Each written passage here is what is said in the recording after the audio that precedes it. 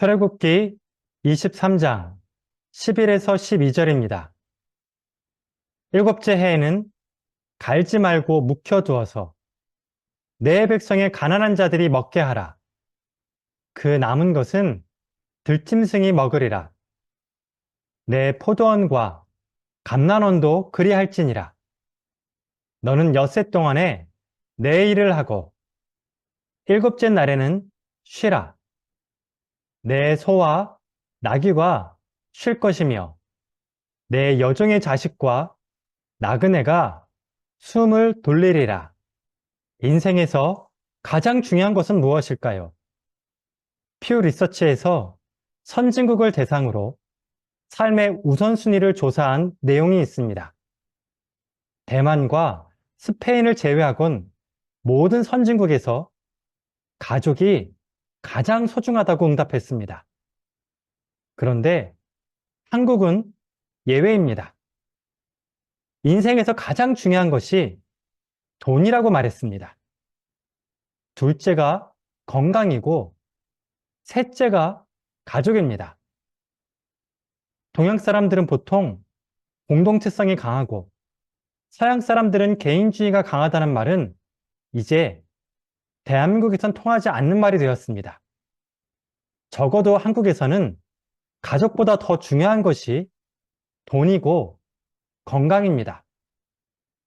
그렇다면 종교성이 가장 높은 나라는 어떤 나라일까요? 단연 미국이 가장 높았고 일본이 가장 낮았습니다. 그런데 우리나라도 만만치 않았습니다. 일본과 거의 차이가 없을 정도로 종교성이 낮은 국가로 분류되었습니다. 우리가 모르는 사이에 가치관의 변화가 일어났고 신앙의 양극화가 일어난 겁니다. 오늘 본문에서 하나님은 안식일과 안식년을 명령하셨습니다. 두 내용 다 멈춘다는 의미를 가지고 있습니다. 안식일은 7일째 되는 날 노동을 멈추는 것이고 안식년은 7년째 되는 해에 땅을 방치하는 명령입니다. 돈의 가치로만 따진다면 정말 순종하기 힘든 명령들입니다. 특히 안식년은 세 가지를 포기해야 합니다. 첫째, 채무자의 빚을 탕감해야 합니다. 둘째, 노비를 풀어주고 그를 빈손으로 나가지 못하도록 물질을 쥐어줘야 합니다. 셋째, 땅을 방치해야 합니다.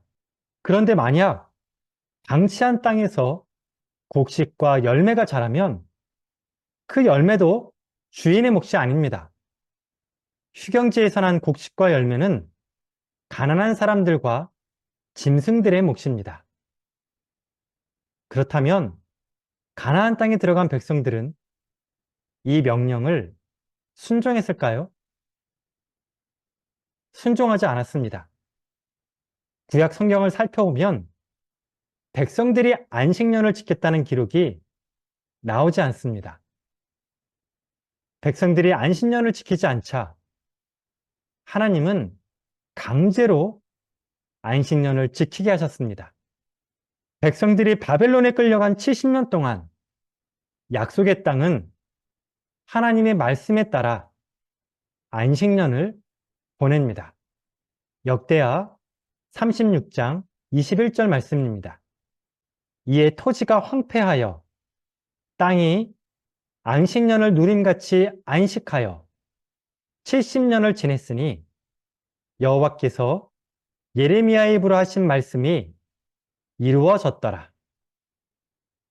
바빌론에서 돌아온 백성들은 율법을 지키기 위해서 부단히 노력했습니다. 하지만 그때도 안식년만큼은 온전히 지키지 못합니다. 현실적인 문제를 극복할 수 없었기 때문입니다. 그 대신 유대인들은 안식일만큼은 철저하게 지킵니다. 하나님은 40년 동안 이스라엘 민족에게 안식일 훈련을 시켰습니다. 안식일 전날에는 만나를 2배로 주셨고 안식일에는 전혀 주지 않았습니다. 멈추는 것이 믿음입니다. 믿음이 없으면 절대 멈출 수가 없습니다.